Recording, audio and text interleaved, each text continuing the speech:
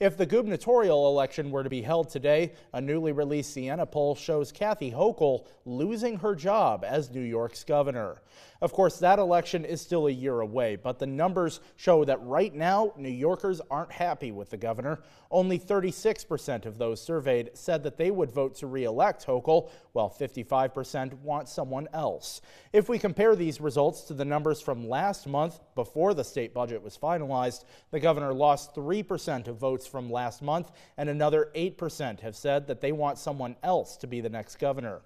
If we look at Hochul's numbers based on political parties, 82% of Republicans and 64% of independents say they want someone else running the state, while only a slim majority of 51% of Democrats say that they'd re-elect Kathy Hochul. I mentioned that what-if scenario if the election were to be held today. If the primaries were decided today, the results show Kathy Hochul keeping a strong 42% lead over her fellow Democrats. Lieutenant Governor Antonio Delgado has 12%, and Congressman Richie Torres has 10%. Of course, the numbers this month shifted to the right, so if Hochul is out, who would be more likely to take her place? Siena College pollsters asked voters about their stance on the Republican hopefuls. If Elise Stefanik were to run for governor, she could see as much as 35% of voters standing with her.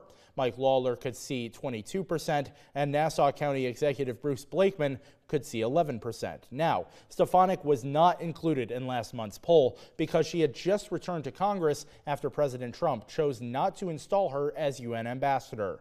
Jamie DeLine spoke with Siena pollster Stephen Greenberg about the change in the Republican field since Stefanik became a likely candidate for governor. This month, we came out just that week when Stefanik was talking about maybe running for governor, so we did not have her. And so last month what we had was Bruce Blakeman, the Nassau County executive, leading Congressman Mike Lawler 28 to 22%, with half of Republicans saying, I don't know.